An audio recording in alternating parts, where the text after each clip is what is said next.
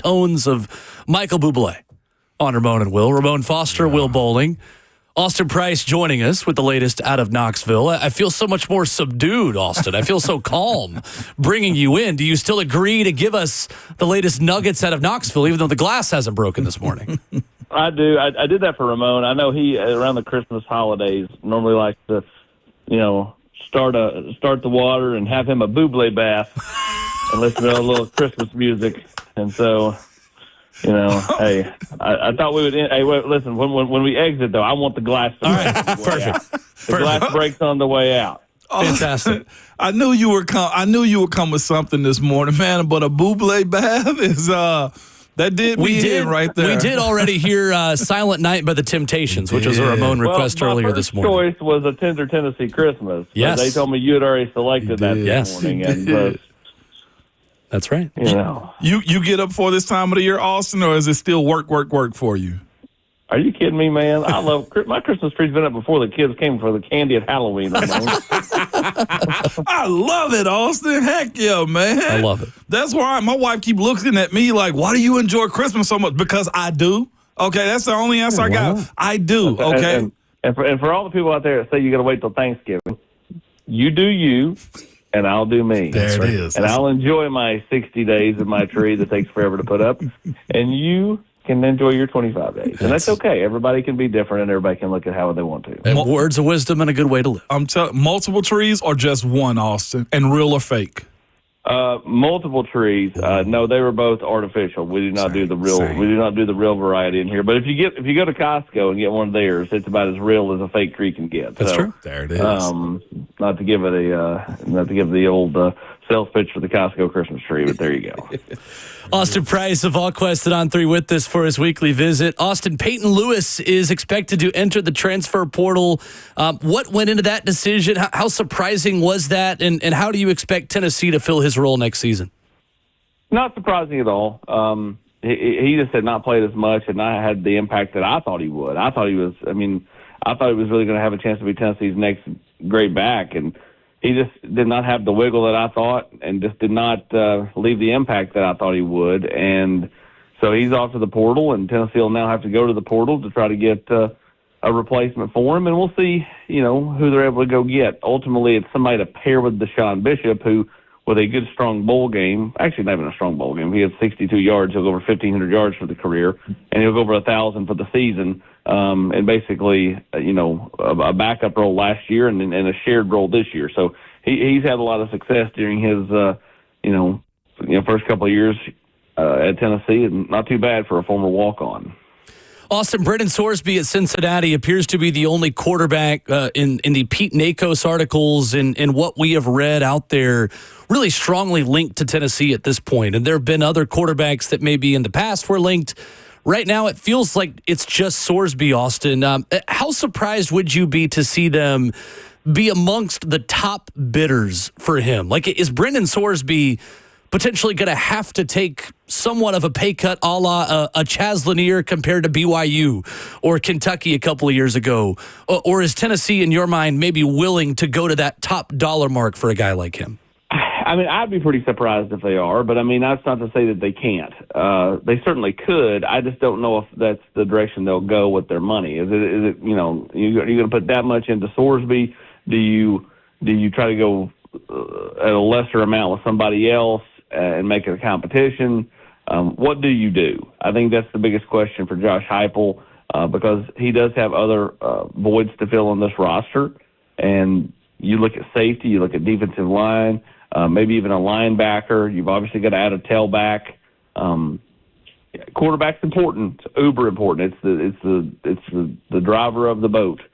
But they did pretty well this year with a guy who cost them a little over $1 million compared to going up in that $5 million range for a guy from Cincinnati who is no more proven at Cincinnati than Joey Aguilar was at Appalachian State. So interested to see kind of the direction they go. Sorsby obviously has the ties to Knoxville, which are, the fact his sister, brother-in-law, mom and dad all live here now. They did not live here before. They're all from Texas. They live here now. Is that a help I mean, I don't know. I don't think it hurts. I'm not sure it's necessarily the help everybody thinks it is. But I would also tell you that, having a girlfriend who was at Cincinnati who is now transferred to Texas Tech, that's not necessarily a help for Texas Tech.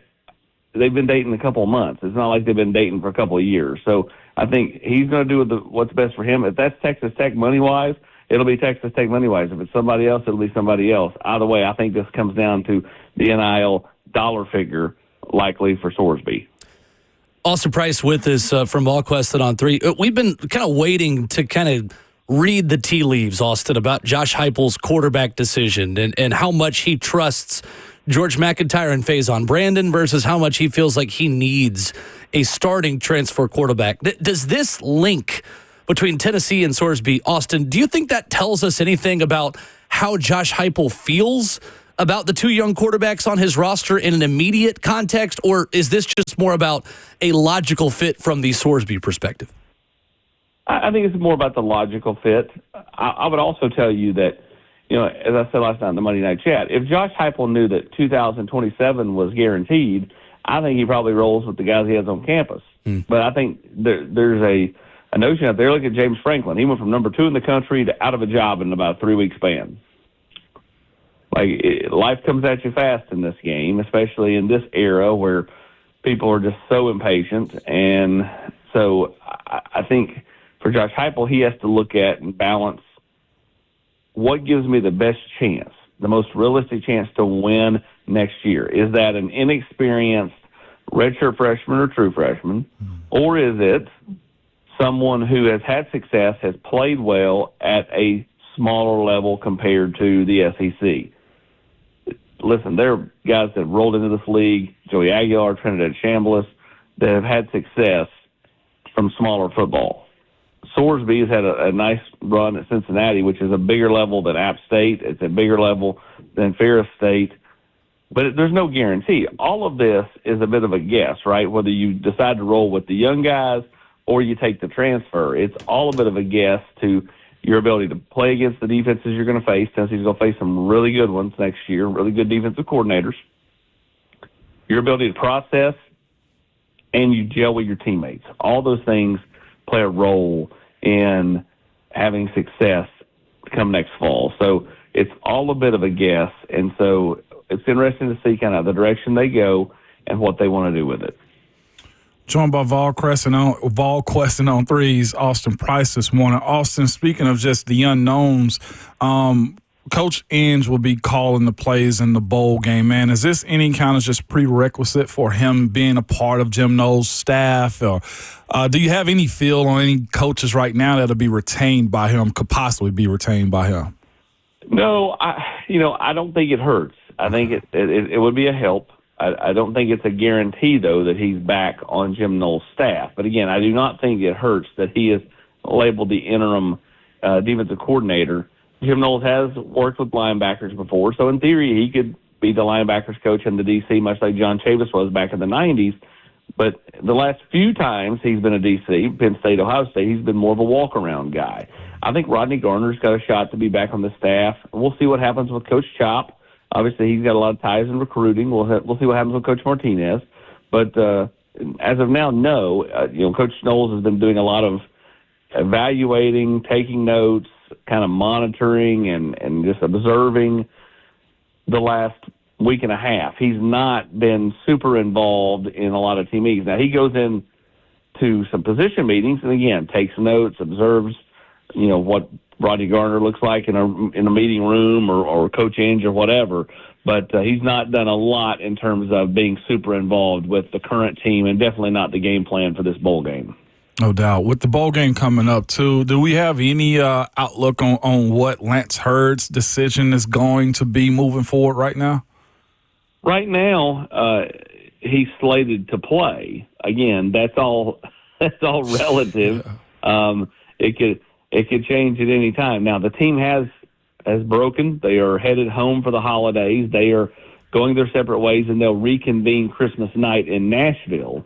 So they are headed home as of yesterday afternoon after practice, and should be at their current homes, and we'll be back in Nashville come Thursday night. So as of right now, leaving the Knoxville portion of bowl practice, Ramon, Lance Hurd was slated to play. Again, anything can change with these things, but right now it sounds like he is going to give it a go. And he has practiced, correct? Yes. Okay. He has practiced. And just real quick, too, because the 5 stars mean a lot, and this guy is a freshman, All-American, true freshman. David Sanders, is the plan would still be to keep him at right if Lance does stay and keep Jesse Perry at right guard is kind of the way I'm looking at it. Almost just regroup, rebuild, and run it back?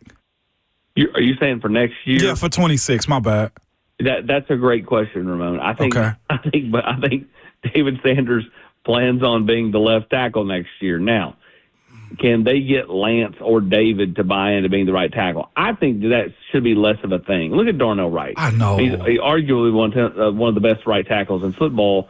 He was a left tackle, and then his senior year switched to right tackle because it was much easier for the left tackle at the time, or the incumbent. Will, you know this, the kid that came from Florida, they ended up going to Kentucky. The left tackle. Gerald Mincey. Yeah, there we go. Gerald Mincey. Gerald Mincey was much easier for Gerald to learn on the left side than it was the right. And so Darnell volunteered to go to the right. Again, that's a selfless kid who, just saw the big picture and realized, at the NFL, it's just going to show them tape that I can play it left and right. And I think that's how the kids should look at it. I don't think the whole left tackle, right tackle is as big of a lean now than it was 10 years ago. So I think it would provide tape for both playing left and right tackle and would help both of them. But again, agents get involved. Agents see, he's going to be the left tackle. We'll see what happens there. David Sanders is going to be back. We'll see what Lance Hurd decides to do over the next couple of weeks. I just need somebody to go talk to them and tell them about the next level, because Panay Sewell, right tackle, getting $28 million a year. Lane Johnson, 25. Zach Tom, 22. Juwan Taylor, who $20 million a year. And, I mean, to your point, Darnell Wright is about to get broke off for about $25 million a year as a right tackle. I know, even I thought that, Austin, in college, like, I need to be a left tackle. Then he put my ass at left guard in the NFL. My point of it is this. It's not the same as it was even 10 years ago about right tackle versus left tackles. Like, these guys are making all pros and Pro Bowls now. Well, you know what? They're about to be in Nashville come Christmas month. So, Ramon, you can roll there and talk to both of them and give them your wisdom, having been a 10-plus year NFL veteran. That's right. I will, Austin. Right. I just wanted to put that out there on wax for everybody. And the only reason I can remember Gerald Mincey, Austin, off the top of my head, is because I was picturing him waiting in the concession stand line in that picture that went viral on Twitter a couple of years ago. Oh, Lord. Anyway. Yeah. Austin, David Gabriel Georges, got to see him in person a few weeks ago in the D2 AAA Blue Cross Bowl. He's got Tennessee in his top 8. What's the next step in his recruitment? How good of a position is Tennessee in with him at this point? They're as good a position as you can be in at this point for recruitment that is, several months out from having a decision.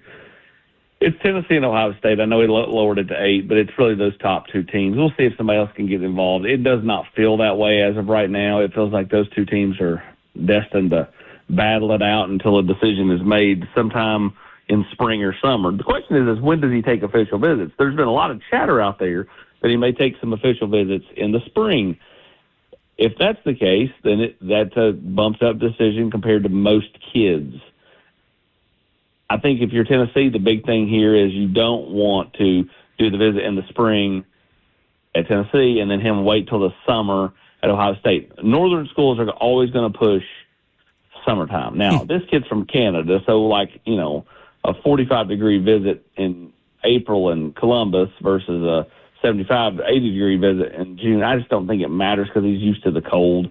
So, at the end of the day, we'll see how quickly he decides to take these official visits when things become official for official visits come April, I believe it is.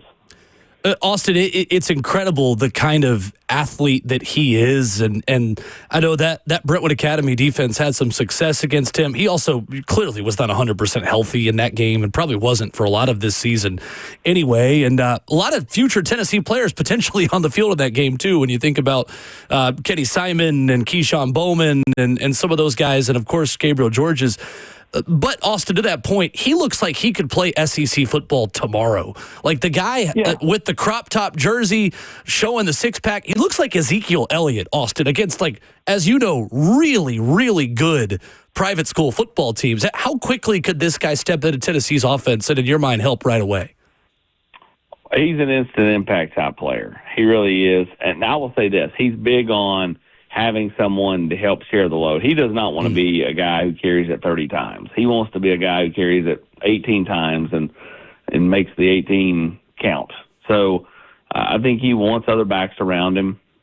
He definitely wants to be the guy. He just wants to be the guy in moderation. And so, and if you get into the right kind of game, sure, he's going to carry it 30 times and then go blank. But I think he wants help around him. He doesn't want it to be him every game, all game, and that's kind of been Tennessee's, thought process. Except for the Dylan Sampson year, they've done a nice job of balancing and sharing carries, and so he's ready to step in and play right away.